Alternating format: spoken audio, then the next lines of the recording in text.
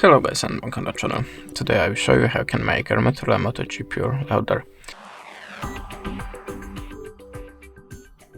So we have to start from the opening the settings, then go to the sound and tap on the audio effects.